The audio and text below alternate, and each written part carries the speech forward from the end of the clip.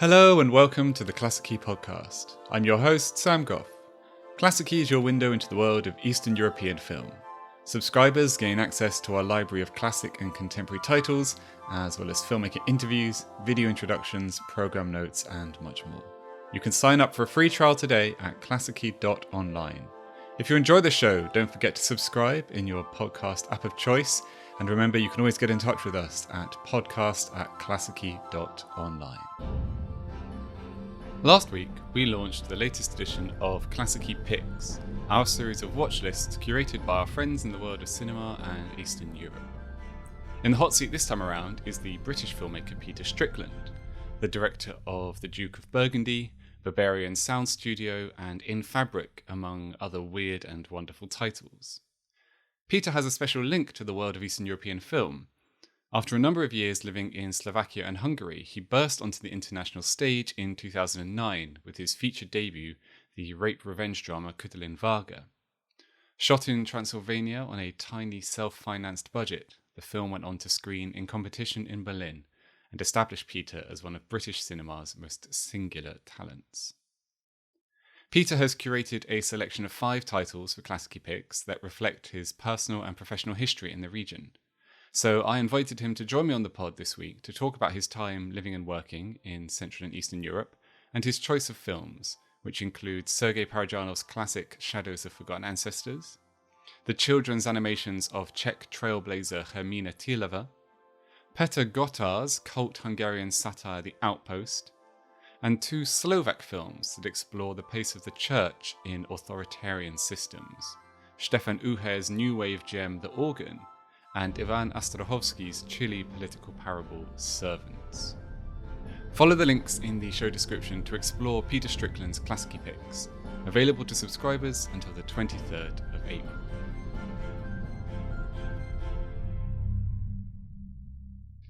Peter Strickland, thanks so much for joining us on the Klassiki Podcast. Thank you. Hello. Hello.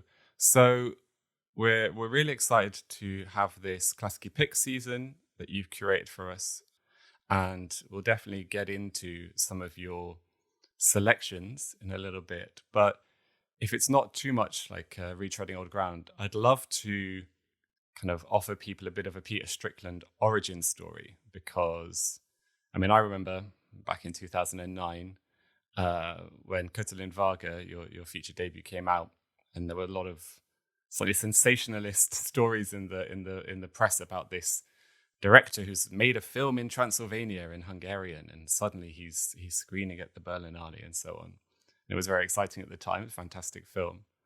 But how did you end up with this connection to Central and Eastern Europe? As I understand it, you were living in Slovakia and Hungary for a lot of the early noughties before you ended up making a Katalin Varga. So how did you end up there? How did you end up with this connection to that part of the world and to its cinema? Well, I wrote a script for a feature film, which I couldn't direct myself because nobody wanted to trust me with it. Even though I'd done short films, the only way we could get it made was to have another director do it, which I eventually I just couldn't deal with.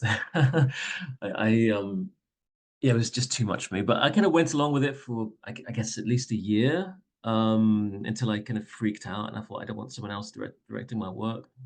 I think I'd feel differently now. But anyway, that was me back then. This was in 2000.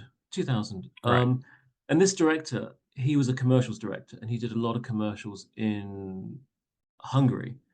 I'd never been there before. He said this is a great place for locations. It's very affordable for a Western filmmaker. So I had a day job then. I worked at EdXL mostly. I worked at the Victorian Albert Museum on the weekends as well, but I mostly worked at EdXL. And I took a little Easter break. I went to both Czech Republic and to Hungary. I took the train, Lovely. a night train to Hungary, and I met the producer. So I met her, and she showed me around, and it just kind of blew me away. Really, I'd never been to that part of Europe. I'm half Greek, so I'd been to Greece a lot, but never. There was a whole chunk of Europe in the middle that was missing. And yeah, it was extraordinary then. This was still, the ashes of 89. Well, the renovation hadn't really taken off at that point. And it was just, yeah, I found it, yeah, I was just completely seduced. And around the same time, I think maybe a little bit later, through various tragedies in the family, I had some inheritance that could pay off my debts and get me out of, the usual London spiral of paying rent, working a day job just to pay the rent, and not really getting anywhere, not just in terms of, financially, but also I wasn't really doing my own writing because I think I was so bored. I mean, the job was not bad actually. Just bored, so you just want to go out in the evening, and I didn't. I was scared of my own company. So I had 2 great years of going out and seeing a huge amount of films. But it was time for a change. I wanted to get back into writing, and I had to move somewhere where I didn't know anyone. So I just took a punt. Really, I just left my job. I moved to Hungary. I rented a place and gradually sort of found my way around it all. It took a while. I think the producer I knew that was good because through her I could meet other people. So I think within it was not overnight. I think it took about I think I moved there in April, and by December or late no, I'd say November, I could put a small crew of people together to do a short film. And again, I had some inheritance, so I could. And I think for a Westerner back then, rent in Hungary was very, very affordable. So I could live on a fraction of the money I was living on in London. And of course, I think now things have changed. I think the cost of living in Hungary has gone up a lot. Food inflation has gone up. There's Brexit as well. So sadly, British people can't do what I did back then.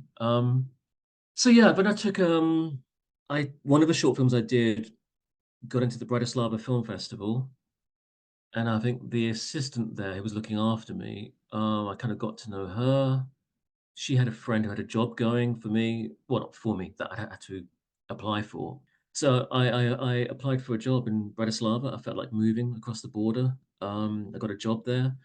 That was for a computer game, which I'm not really, there's not really my cup of tea. I don't really play computer games. I'm not against them. I just not for me. But it was money. I was writing dialogue for this computer game, which actually collapsed. It never happened in the end.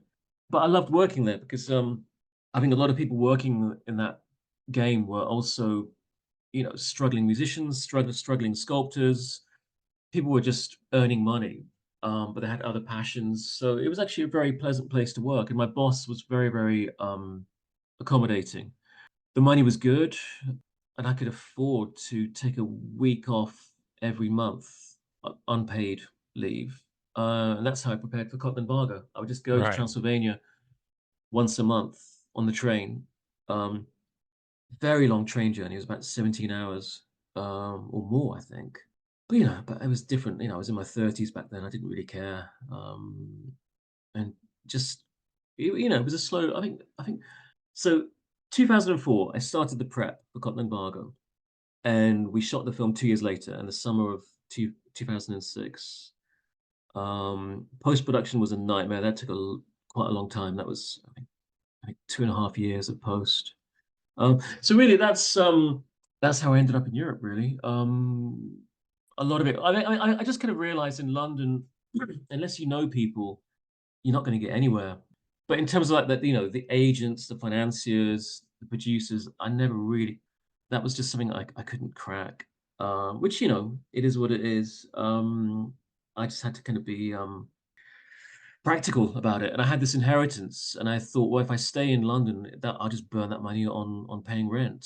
Right. I've got to just go somewhere where the cost of rent is a lot cheaper, and I can just plow that money into making this film. Which it's harder to do it now because rent has gone up, but the cost of making a film has gone down, so it's kind of the Right. same. Because we shot our film on 16 mil, whereas now you can do it on an iPhone. Wouldn't look as nice though. Oh well, I think iPhones. I mean, to me, That's my prejudice coming through there, I admit. you kind of work with what you have. Sure. I mean, I love 16 mil. I mean, of course, that is my preference. But sometimes you just can't. It's just not feasible. And I think it's great that some filmmakers break that idea that you have to shoot on film or on an Yeah. Arri Alexa or what have you. I mean, I think what Sean Baker did with Tangerine was extraordinary. If you look at one of the films that I've picked, Servants by Ivan Ostrochovský, Yeah. that was shot on digital. It looks like film. It's extraordinary, that film, how it Mm. looks, but that is on digital. So yeah, you work with what you can really. I mean, my only concern with digital is archiving, Sure. and that's a very serious issue, with data migration and how you store zeros and ones for future generations. It's really it's interesting to hear that history, that story relayed, and to realize how much contingency there is at every point in terms of your kind of embedding yourself in this part of Europe. Did you have any particular connection or fondness for like the cinema of Hungary, Czechoslovakia, or the Czech Republic before you found yourself there? Or No. if not, how was that kind of process of immersion once you were there? Uh, no, I didn't really know much at all. I knew a few famous names, but so I discovered a lot of films when I moved there. I had a lot of time back then to see Always them, helps. which is not the same now. But so Béla Tarr, I discovered his work. Judai Hertz with the Cremator, which is one of my favorite films. That was a friend of mine. He worked in a bookshop in Bratislava, and he said, "Oh, here's this film. I think you'll love it." The DVD looked terrible, and I thought, "Oh, God, really?" So I just thought I should have trusted him. Really. Anyway, it took me a while to watch it, and I put it on, and I think from the first frame, I thought, "Oh my God, this film." Not just the visuals, but the soundtrack by Zdeněk Liška was just extraordinary. The great Zdeněk Liška. Yeah, well, now they're re-releasing. They're finally putting out a lot of those soundtracks. I mean, only a few were available through Finders Keepers, but now there's this label in I think it's in Czech Republic putting out the Schwankmajer soundtracks, and I think the Blachil soundtracks. Well, two Blachil's films, but yeah, Yeah. Fischer Um, is great as well. Lubos Fischer, the oh soundtracks to yes. Morgiana and Valerie and Her Week of Wonders. Both those composers really up there with the best, really.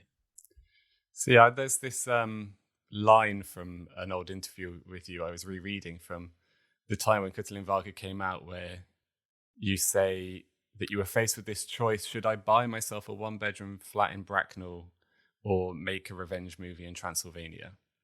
And I think we can all agree you made the right choice Well, I don't know about there. that. I don't know about that actually. It just no. I often think about that, and that quote has come back to bite me on the backside because housing costs have gone up like crazy since then. And in hindsight, I would have bought the flat, let it Well, increase in value, and then make the film. It's too late now. It's too late so now. But that let's was just print the legend instead. Can I yeah, that was a huge mistake actually. That was not wise of me. can I ask Because how? films don't make you much money. That's what I didn't Well, know back then. I'm sure you've been thoroughly disabused of that notion by now. Um, Yes. can I ask why Transylvania? Because, like you say, you were living in Bratislava in Slovakia at the time, and it's a 17-hour train journey to the beautiful region of Transylvania in largely in Romania these days, of course. I mean, was there a reason why you were drawn to that place as the setting for this film? I mean, a lot of some of the films that you've picked for us are also very tied to that kind of Carpathian rolling mountain landscape. I wonder if there was something about that location and that landscape that was particularly compelling for you. Yeah, there was a mythology around those mountains. I mean, obviously you have Dracula, but you have the Parajanov film, which is the Transcarpathian region in what is now Ukraine. Mm. Um, Obviously you have the Tatars in Slovakia, and I think Herzog used those to double as Transylvania when he made Nosferatu, because I don't Oh, of think course, yes. Ceausescu's regime he couldn't get into Romania. in the 1970s. So you have the Tatras in Slovakia. So I think a lot of it was not just the mountains, but also people. And I think because of Hungary, where I was mostly, I was between Slovakia and Hungary, but I knew Hungarians because obviously you get Hungarians in Slovakia as well. You think of the whole history with the Trianon Treaty after World War One. So there was a bit of I guess I built up a bit of a network in Romania with Hungarians. And in 2004, I went to this theater in this place called Sventu Gurge. Oh, my pronunciation is terrible. In Romania? In Romania, deep Transylvania, east. I think the furthest eastern part of Transylvania. The Hungarians call it Sepsi Szent György. And it's a theater with mostly Hungarians, but a few Romanians there. And that's where I first saw a photograph of Fatma Mohammed, who's been in all my films. I mean, technically, Right. she's actually not Romanian. She's well, her dad's from Sudan, her mum is Hungarian, but she identifies as Romanian. I mean, she never grew up in Hungary or Sudan, so her mother tongue is Romanian. So I think I got to know a lot of the actors there. And there was I say neighboring, it was quite far away. It was in Cluj, which is Western Transylvania. So it was a long, like 5-6 hours on the train to get to Cluj. So a couple of actors were from Cluj, but they all knew each other. There was one from Cicșeredo as well, or Meciudăciuc in Romanian. But I think my grasp of Hungarian, and especially Romanian, but I mean certainly Hungarian, was pretty bad. But what the advantage I had was the actors were friends with each other. They had the same schooling. There was a very great sense of trust. So, there's a scene at the end where Sebastian, who plays this Avenger of Hilda's character, and Hilda's spitting in Sebastian's face, and Sebastian's, oh, I don't know, it's Hilda, I don't care. So I think, I mean, I should say that was a very tricky thing to do because Sebastian is Romanian, Right. and he's killing a Hungarian. And I remember someone at Berlin was complaining about that. I understand why. Am I stoking tensions there? And that was not the intention at all, because he's avenging the death of his Hungarian brother-in-law. So he's avenging a Hungarian's death. So, but yeah, I was very aware that was not my intention to go there in terms of nationalist tensions, which because I think there was a great sense of community between Romanians and Hungarians, and I think there was a lot of So I really didn't want to put a wedge in any way. So yeah, I mean, all the actors, Romanian, Hungarian, they got on very well, and I think that really defined it. That these are the people who are there. They're keen to try something, and we just kind of went with it. Really, took time, but Yeah, I mean the question of territory and nationality and identity in Transylvania is quite a long and complex one. I remember we spoke to Radu Juda about that on this podcast, because his film Continental 25 is also about a Hungarian woman living in Transylvania in Romania, which is Esther from the Duke of Burgundy. Yes, of course. Yes, the links are right in front of me. Yeah, of course.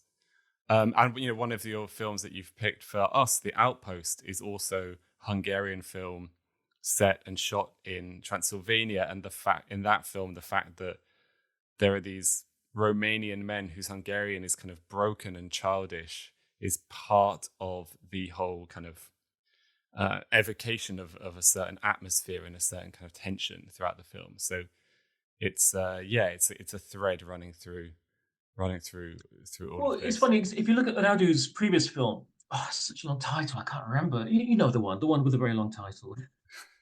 Do not expect too much from the end of the world. Yeah, it's actually not that long, is it? But there's a great credit sequence where I can't remember now. One of the actors from the film within the film, his surname is kind of crossed through because Ceausescu was trying to, suppress Hungarian identity, and I think I remember going to a Q&A with Radu talking about that this is a Romanian character but played by a Hungarian. If I remember rightly, I have to see the film again. But I think this is not just Radu Jude, but also Szabolcs Hajdu. A lot of his films were shot in Romania, and I think there was a very almost like a celebration of life there. And I think now, given the state of the world with this hideous, how do I say this? Just politicians stoking dormant tensions. Yeah. I think it's great that filmmakers are resisting this and just trying to get people together, really. Because that's not what I want to do. I want, I don't want to create tension with this. I mean, my experience in Romania, I was very much a visitor. I don't claim to have any sense of belonging there, but there was a real sense of comradeship between Hungarians and Romanians in terms of making things and theatre. Well, maybe we could get into some of your Klassiki picks now, because everything you're saying, I'm in my mind, I'm seeing links with these films that you've picked. So maybe it would be good to kind of unpick some of these threads a little bit. Maybe we can start with Parajanov, Shadows of Forgotten Ancestors, completely epochal film set in, as you say, in the kind of Ukrainian Carpathian mountains, and I can certainly see the spirit of Parajanov hanging over something like Katalin Varga. So, I mean, what's your story with Parajanov and your story with that kind of folkloric, extravagant, magical, realist view of the world that he creates in Shadows of Forgotten Ancestors? Well, I saw that film when I was quite young. I must have been in my late teens. I read about Parajanov in a book on Tarkovsky by Mark Lefanu. And I think around the same time, the BFI had this VHS label called Connoisseur Video. So they released that film on that. I just hadn't seen anything like it. As you say, it was incredibly flamboyant, and he had this weird melting pot of orthodox, pantheistic, folkloric.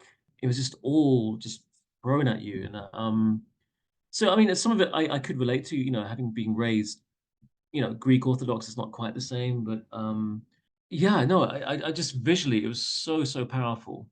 I think there's a Catholic element as well. I think there's all kinds of elements in there.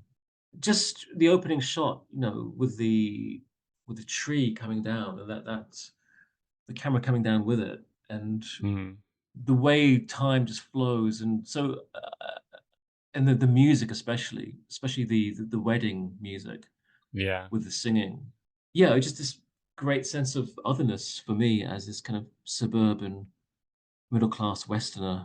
I just wanted to kind of absorb that world to some degree. I never been to Ukraine, but I think going to the Carpathians in Romania, I think there were some similar elements with this very strong relationship to the earth in terms of your food comes from there. And, So yeah, hard to put into words. Well, that's Parajanov, isn't it? It's the imagistic imagination that he has that really pushes beyond things like dialogue or exposition or narrative, and especially in that film, which is, I mean, I know it's an adaptation of a novel, but like it's really grounded in folklore, which has that own kind of particular quality that I think kind of pushes back against conventional narrative structures, if you like. That's the Parajanov. That's the Parajanov vibe for me, if I can use that word. Yeah, it's almost psychedelic in some ways.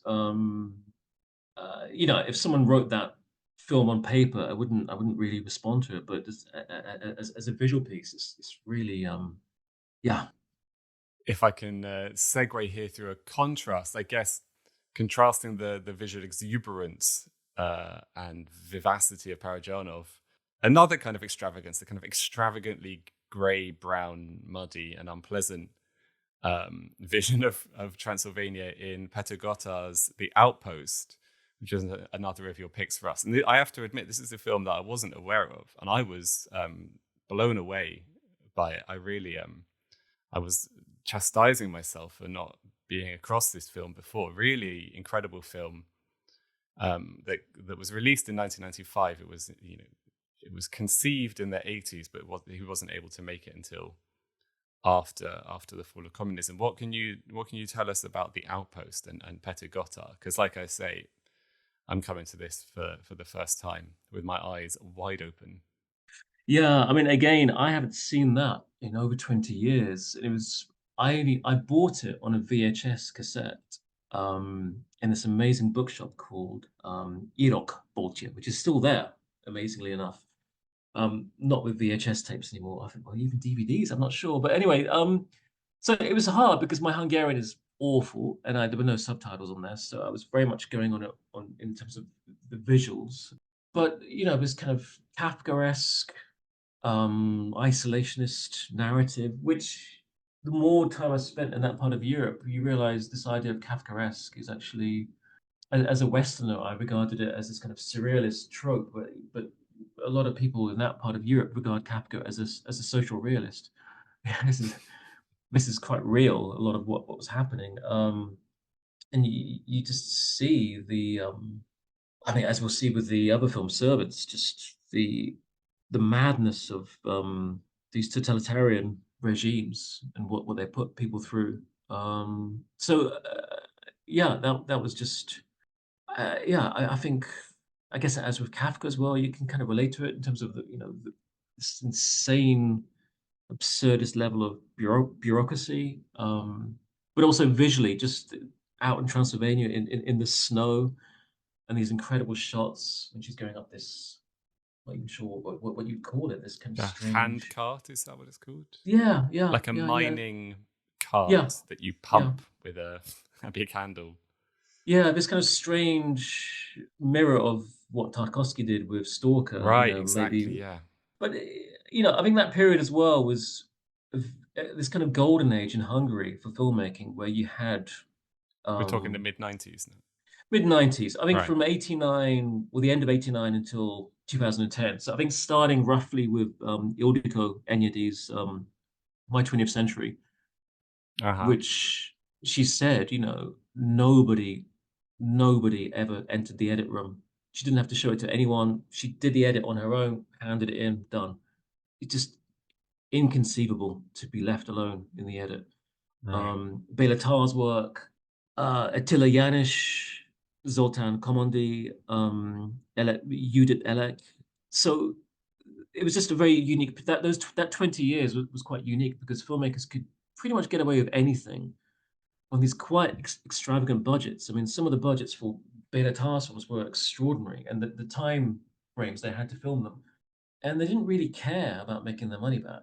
And then obviously the system eventually folded, because I guess those budgets were huge, especially films like Dolina by Zoltán Komondi, which weirdly is an adaptation of an Adam Bodor film. He wrote The Outpost as well, as in the book. But yeah, I mean, we Westerners, it's a weird one, because obviously I think if you lived before 89, you would envy the West, but we in the West as filmmakers envy Hungary post 89, because filmmakers had so much freedom back then. But obviously times have changed in Hungary as well. Even Westerners, I think to film in Hungary is not as affordable as it was even 10 years ago. It's become a huge hub for Netflix and Hollywood. So prices have gone up. It's not what it used to be.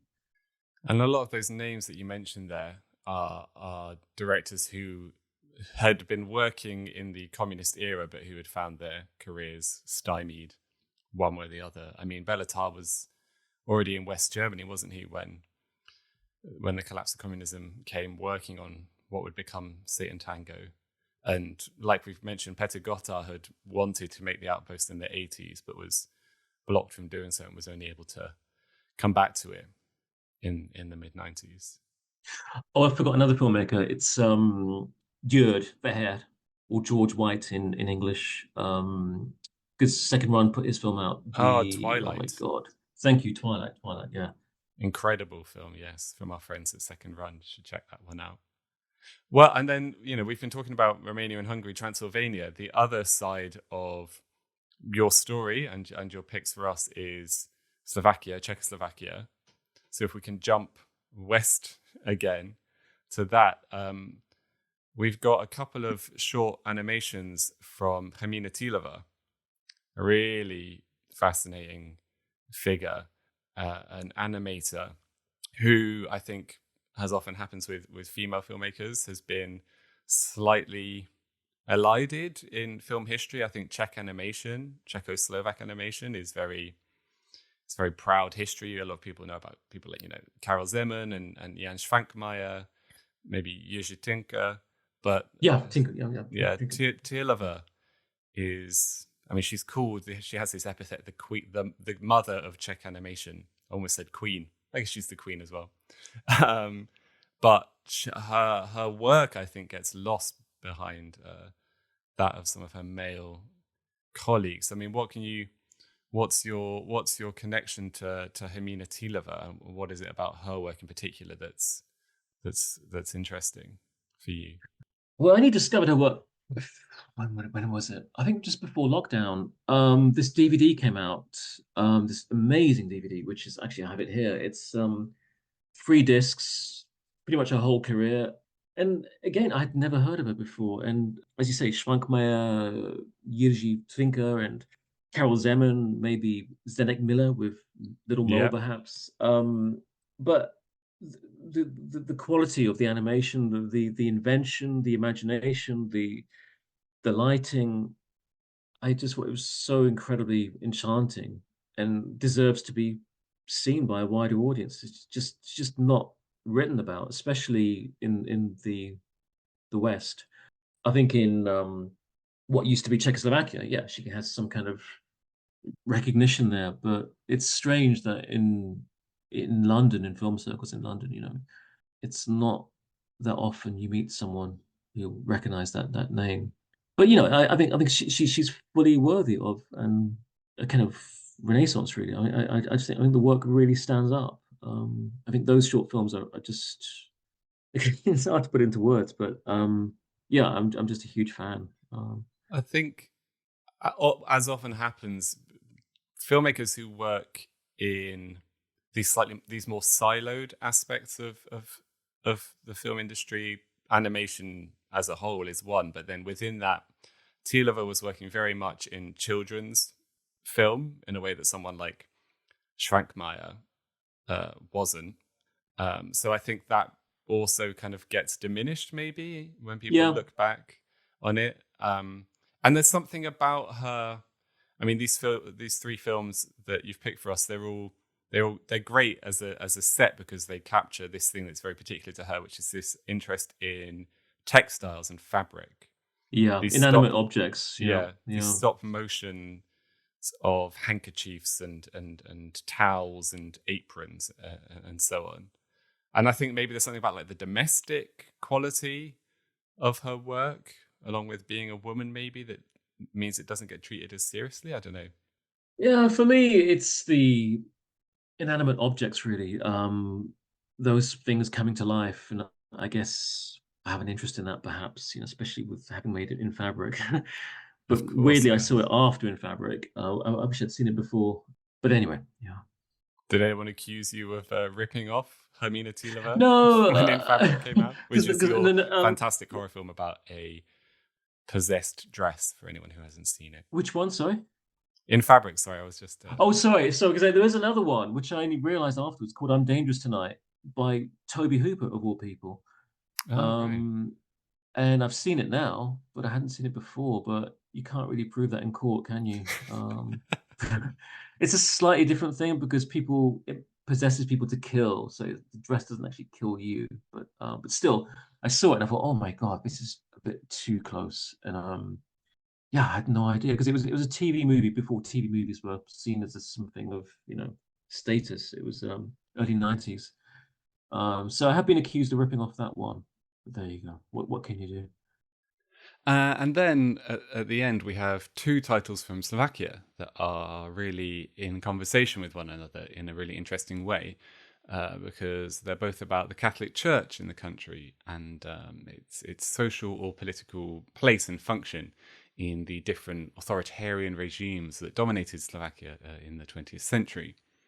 So there's The Organ from 1965 by Štefan Uher, which is about a deserter on the run from the fascist Slovak Republic during the Second World War, who hides out in a monastery and the tensions that his presence brings to the surface there. And then a contemporary title which picks up a lot of those ideas, which is Ivan Ostrochovsky's Servants from 2020. And now the setting is 80s communist Czechoslovakia, and we're in a seminary in Bratislava. And the film follows these two young, novitiates who get drawn into this conflict within the church of either collaborating with the regime or asserting this kind of spiritual autonomy and dissidence. It's a really visually striking film, and a film which I think really maybe speaks to, I mean, it's a period piece about totalitarian Czechoslovakia, but I think watching it now, I was really kind of reminded of the contemporary situation. I think maybe it's unfortunately timely if you think about what's happening in Hungary and Slovakia now, with the Orban and Fico governments and that kind of authoritarian populism that's back on top in both those countries. I don't know if I'm reading too much into it, but that was definitely the feeling I got when watching this film, even though it is about, as I say, faith and conviction in communist times. Yeah, but it's also, I mean, as you pointed out, it's also about the church colluding with the state, which we see in many countries. You know, it's my personal take is, I think religion is a very personal thing.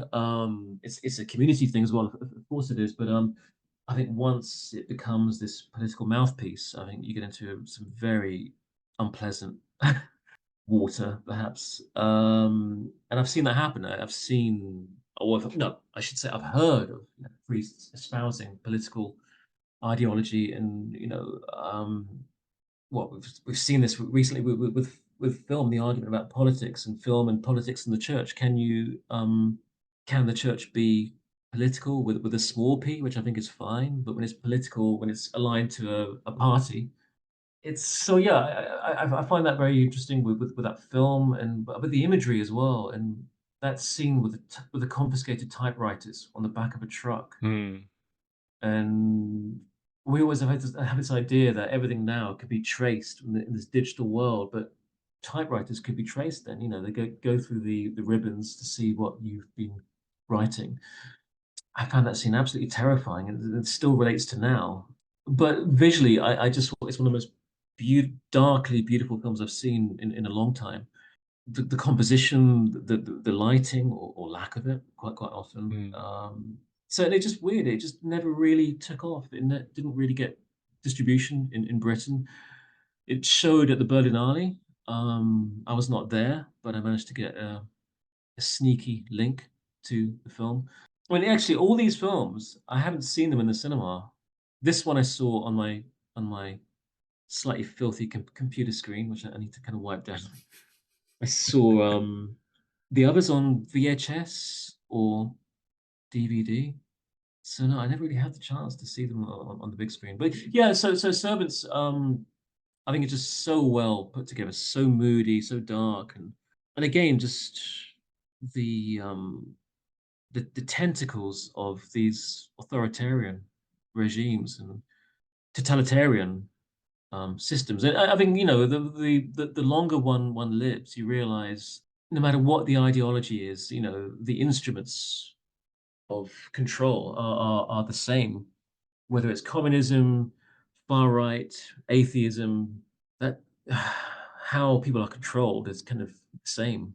It's just terrifying, really. Yeah, I mean, in that film in particular, it's a film about the Catholic Church under communism, and by the end of the film, you realize that like a real equivalence has been drawn between the two institutions of like the secret police or the police state and the church. They're both kind of staffed by these grey-faced old men who are seemingly only there to invoke the authority of some kind of faceless higher power. And that ends up being almost the most chilling thing about it, that in fact that there isn't really a distinction to be drawn between these two institutions. And like you say, Yeah. like you say, the cinematography is really striking. It's set in this slightly crumbling seminary, and the ways that they find to frame these quite simple, short scenes are really, really striking. Yeah, he's almost like the opposite to Béla Tarr, because it was, I think Hungarian cinema has he's from Slovakia, but in that region we associate it with the grandiose long takes going way back to Miklos Janšo in his films, and Béla Tarr, and Laszlo Nemes with Son of Saul, and Benedek Fliegau. There's so many filmmakers, or but yeah, I think with the servants, they're very minimal setups, but just pretty much one shot. They're so incredibly striking. I would thoroughly recommend Servants. I think it's really good to have these Slovak titles, because I think that Slovakia usually gets bundled in with Czech cinema in terms of film history anyway. I mean, obviously it was part of the same country when it was Czechoslovakia, but the distinction between the two, I think, is something that got lost then and still gets lost now. Maybe as a result of that history, or the Czechs having the bigger names, if you can put it like that. I mean, last week on the pod, I was speaking with Christopher Small about precisely this, right? About how the Czechoslovak New Wave, how the Slovak side of it tends to just get forgotten. So you have someone like Štefan Uher, the director of The Organ, one of your picks, really important figure for the development of the new wave, but the fact that he was from Slovakia is just like elided, really. Or Juraj Herz, who made The Cremator, who you mentioned earlier. Well, yeah, exactly, because he was Slovak, but he worked in in Prague, I think. I don't think The Cremator was shot in Bratislava or Morgiano or the other. I'm not sure, but yeah, I mean, one would normally associate Juraj Herz as with the Czech kind of brand, even though he was Slovak, as you were saying. Yes, well, sadly timely film, Servants, by Ivan Ostrochovský, but there is always the country, the nation of cinema, with its much more open-ended and interesting and collaborative spirit that we can lose ourselves in. And your films and the films that you've chosen for us certainly representative of that. But yeah, Peter Strickland, thanks so much for your picks, which we're really excited to bring to people, and thanks for joining us on the podcast to talk through your adventures in Central and Eastern Europe. Thank you very much. Thank you.